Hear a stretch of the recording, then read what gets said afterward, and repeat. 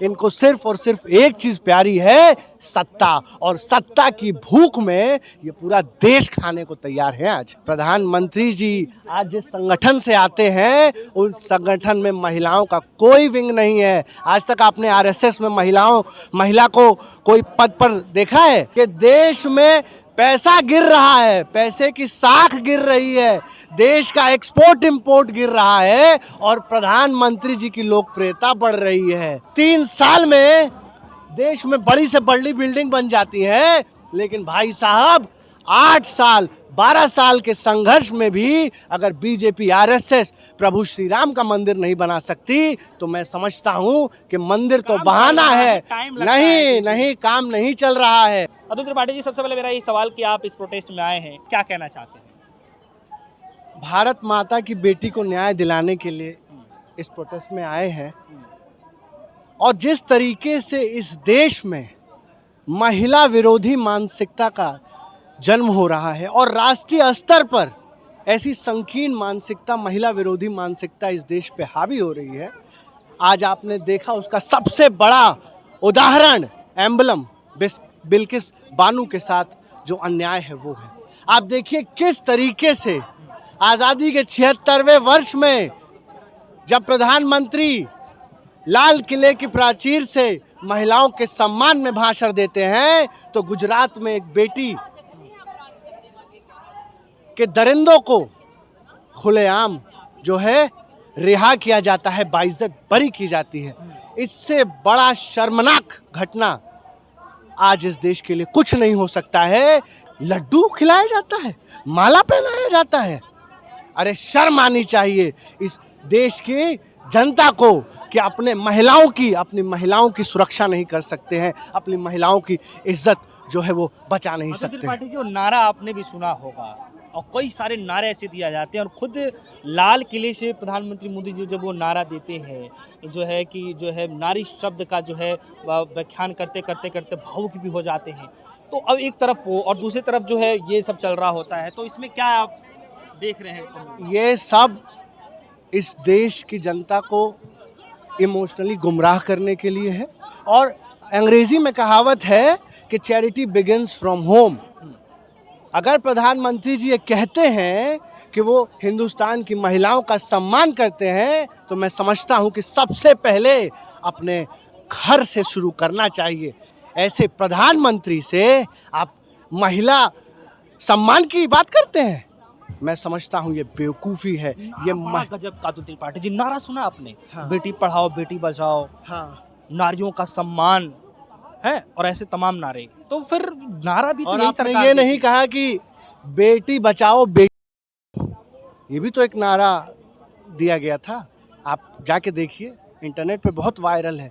आप समझिए ये वहशी दरिंदे हैं, इन्हें कोई मतलब नहीं है इस देश की महिलाओं से, इस देश के युवा से, इस देश के किसानों से। इनको सिर्फ और सिर्फ एक चीज प्यारी है, सत्ता। और सत्ता की भूख में ये पूरा देश खाने को तैयार है। आज आप कह रहे हैं प्रधानमंत्री जी आज जिस संगठन से आते हैं उस संगठन में महिलाओं का कोई विंग नहीं है। आज तक आपने आरएसएस में महिला को कोई पद पर देखा है? आज तक आरएसएस की महिला कभी राष्ट्रीय अध्यक्ष आपने देखा है? नहीं देखा है। ये लोग पर्दा सिस्टम इस देश में लाना चाहते हैं और इनके राज में आपको जानकर हैरानी होगी, शिक्षा त्याग दी, नौकरी के अवसर त्याग दिए, घरों और चूल्हों तक सीमित हो गई। मैं समझता हूं इतिहास में पहली बार ऐसी महिला विरोधी सरकार जो है आज सत्ता में है। और आप कहते हैं बीजेपी महिलाओं का सम्मान करती है। आपने देखा किस तरीके से कुलदीप सिंह सेंगर, आपने देखा किस तरीके से हाथरस में इन्होंने क्या कुकर्म किया।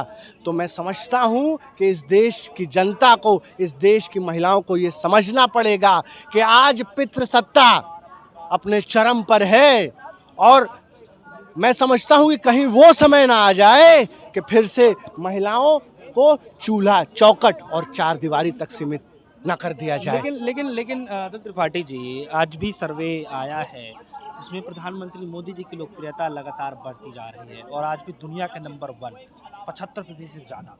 ये कितने शर्म की बात है। मैं नहीं समझता कि कौन सा वो न्यूज़ चैनल है, कौन सा वो अखबार है और कौन से लोग हैं जो सर्वे कर रहे हैं कि दुनिया में भुखमरी में हम सबसे ऊपर चले जाते हैं। लगातार जो है प्रधानमंत्री जी कहते हैं कि अगर किसी देश का पैसा गिरता है तो उस देश की साख गिरती है, लेकिन विडंबना देखिए कि देश में पैसा गिर रहा है, पैसे की साख गिर रही है, देश का एक्सपोर्ट इंपोर्ट गिर रहा है और प्रधानमंत्री जी की लोकप्रियता बढ़ रही है। आप समझिए, आप सवाल पूछिए ना, लॉजिक दीजिए ना कि देश की पैसा गिर रही है और प्रधानमंत्री की जो है अस्मिता बढ़ रही है। कितनी विडंबना है। तो मैं समझता हूँ ये झूठे ढकोसले वादे हैं और ये उन्हीं के मीडिया के लोग हैं। आज आप देख रहे हैं गोदी मीडिया जब अपने पिताजी से पैसा पाएगी तो आपका महिमा मंडन करेगी, हमारा महिमा मंडन करेगी। 24 घंटा 365 दिन और आज 8 सालों से जिस तरीके से मीडिया प्रधानमंत्री जी का चाल चरित्र चमका रही है, मैं समझता हूं इससे दुर्भाग्यपूर्ण समय और इससे काला समय आज नेशनल मीडिया का नहीं हो सकता है। और भाई साहब, आप जैसे चंद लोग हैं, आप जैसे कुछ इंडिपेंडेंट मीडिया के लोग हैं जो सच में इस देश में न्याय बचा हुआ है, मीडिया बची हुई है। आज आपने देखा किस तरीके से एनडीटीवी को भी इन सांप्रदायिक ताकतों ने, इन पूंजीवादियों ने किस तरीके से एनडीटीवी को भी धोखे से खरीद कर इस देश में संपूर्ण ढंग से पत्रकारिता का किया जा रहा है। मर्यादा पुरुषोत्तम श्री राम का मंदिर आज कितने वर्षों से बन रहा है साहब? बनना ना, कहाँ बना? आज बताइए, 8 सालों में, 8 साल क्या, 93 से ये लड़ाई लड़ी जा रही है और आज 33 साल हो गए। आज भी प्रभु श्री राम टेंट में, मड़ई में रहने को मजबूर है। और आप मुझे बताइए, इनकी कथनी और करनी में जमीन आसमान का फर्क है।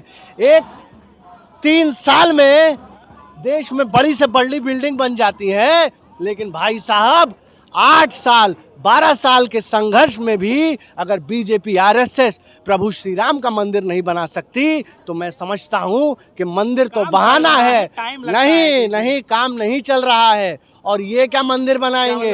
हवाबाजी ये राजनीति के लिए उस मंदिर को बनाया जा रहा है।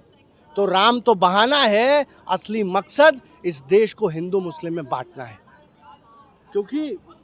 क्योंकि आप इनकी कथनी और करनी में आप देख लीजिए ना भाई साहब, हम बना देंगे। मैं दावे के साथ कह रहा हूं कि 3 साल में, और ये तो ईंट पत्थर के मंदिर की बात करते हैं, हम प्रभु श्री राम की स्वर्ण मंदिर की बात बनाने की बात करते हैं। 80% को 20% से लड़ाया जा सके और अपनी गंदी संकीर्ण राजनीति को जो है वो नया आयाम दिया जाए। सिर्फ और सिर्फ यही बीजेपी का काम है, यही काम है। अच्छा, महिलाओं सम्मान की बात की जाती है, आप फेल देखते हैं या पास देखते हैं इस मुद्दे पे? मैं समझता हूं, देखिए, हल्ला करने से, अगर आप सच में चाहते हैं कि इस देश में महिलाओं का सम्मान बढ़े, आप सच में चाहते हैं कि इस देश में महिला जो है आगे बढ़े, तो मैं समझता हूं कि सबसे पहला और सबसे इम्पोर्टेंट चीज़ जो है वो ये है कि महिलाओं का प्रतिनिधित्व बढ़ाया जाए।